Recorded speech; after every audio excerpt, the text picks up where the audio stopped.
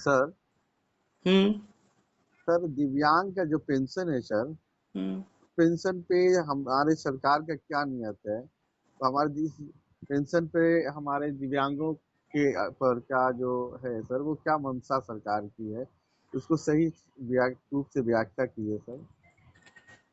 सरकार से ही पूछिए ना कि सरकार की मंशा क्या है।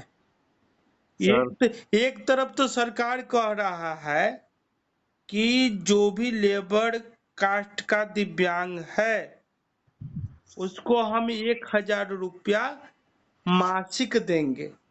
गौर कीजिएगा, 1,000 रुपया मासिक देंगे।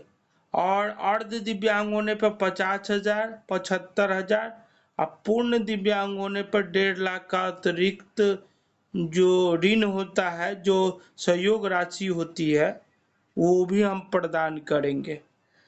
और एक तरफ जो दिव्यांग है, जो पढ़े लिखे एजुकेटेड दिव्यांग है, जो बीपीएससी कर रहे हैं, जो यूपीएससी कर रहे हैं, जो तमाम बाधा विघ्न को पार करते हुए अपने को शिक्षित कर रहे हैं, योग्यता की श्रेणी में उसको ढाल रहे हैं, कस रहे हैं, उनके साथ वो कहता है कि ये सवाल विधानसभा में उठा तो ये कहते हैं कि ये पेंशन 400 से अधिक नहीं बढ़ सकता है।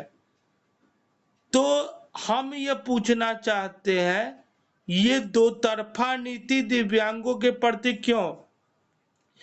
अब हम आपको समझाना चाहेंगे, जब दिव्यांग पेंशन देने की बात होती है तो आय प्रमाण पत्र, निवास प्रमाण पत्र और तमाम चीजें, जो आधार कार्ड है, जो दिव्यांग प्रमाण पत्र है, सब लिया जाता है और सब प्रूव हो जाता है कि आय का कोई साधन नहीं है और सिर्फ सामाजिक सुरक्षा पेंशन ही एक आय का साधन है।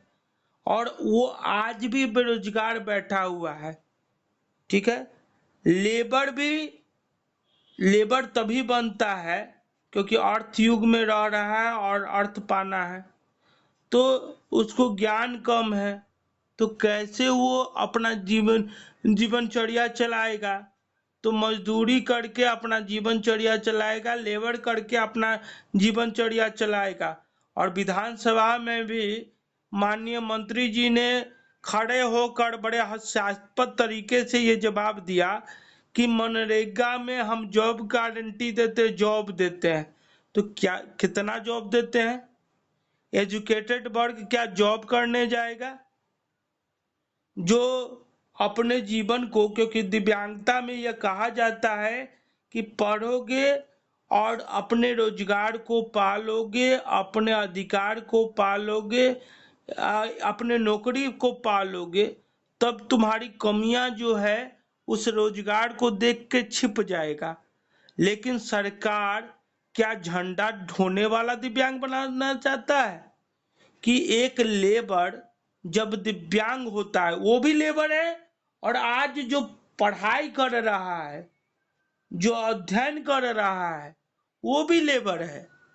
क्योंकि उनका भी तो लेबर कार्ड बना होता है, उनका भी तो नियोजन भवन से बेरोजगार कार्ड बना होता है, तो वो भी लेबर है। सरकार की क्या व्यवस्था है कि उस लेबर का पेंशन 1,000 प्रति माह और 1.5 लाख रुपया उनको अतिरिक्त सहयोग और साथ ही सारे परिवार का प्रोटेक्शन। और एक तरफ जो दिव्यांग अभी बेरोजगार है, जिन्हें रोजगार नहीं मिला है, और जो नियोजन कार्ड में भी ये दे दिए कि हम बेरोजगार हैं। अगर आप पढ़ाई कर रहे हैं, कोई धंधा नहीं कर रहे हैं, तो आपको 300-400 रुपये दिया जाएगा।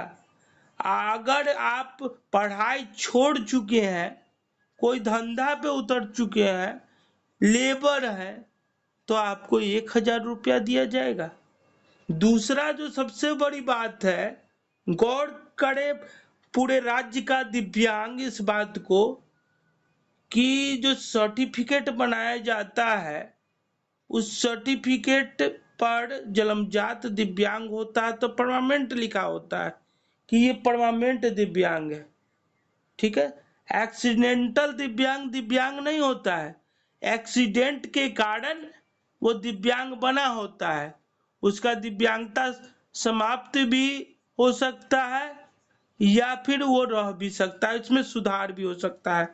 लेकिन जो परमानेंट दिव्यांग है वो परमानेंट दिव्यांग है, चाहे उसकी स्थिति कल को वो जॉब भी पाले तो वो परमानेंट दिव्यांग या दिव्यांग ही कहलाएगा, दिव्यांग श्रेणी से ही उसको नौकरी हुआ है।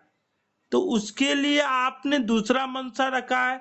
प्रश्न उठता है विधानसभा में तो कहते हैं कि इनकी बातों को पूरा नहीं किया जा सकता है क्योंकि इस पर विचार नहीं किया गया, हम सभी वर्गों को दिए हैं।